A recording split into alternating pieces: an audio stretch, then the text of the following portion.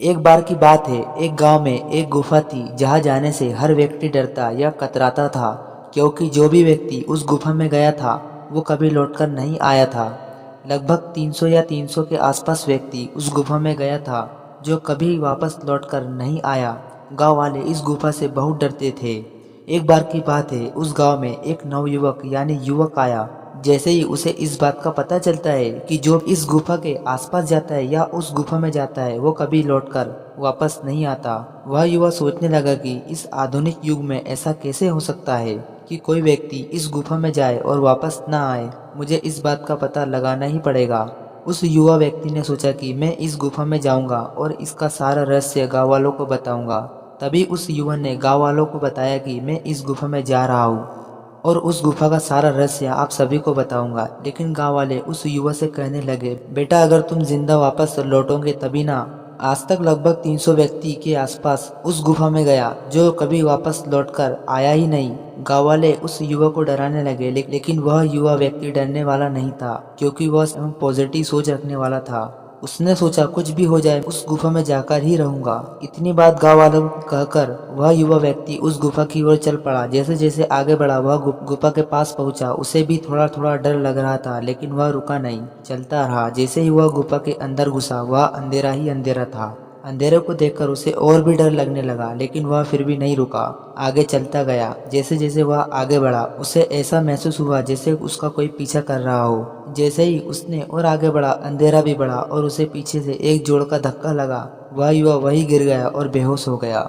जैसे ही उस युवा की आंख खुली उसके चारों ओर धन ही धन था। हीरे, सोने, चांदी, जवाहरात और भी सारे प्रकार के धन दौलत। ये सभी देखकर वह आश्चर्यचकित हो गया। उसके चारों ओर कुछ लोग खड़े थे। ये वही लोग थे जो गांव से गुफा की ओर पहले आए थे।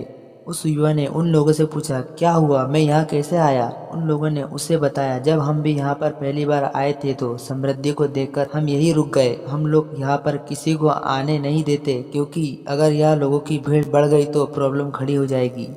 जो भी व्यक्ति यहाँ आता है उसे हम पहले डराने की कोशिश करते हैं। अगर वह व्यक्ति नहीं डरता तो हम उसे खींचकर अंदर ले आते। हमने तुम्हें भी डराने की कोशिश की, मगर तुम निडर थे, इसलिए हमने तुम्हें भी खींचकर यहाँ ले आए। अब तुम भी हमारे साथ अपनी ज़िंदगी को खुशी से जियो।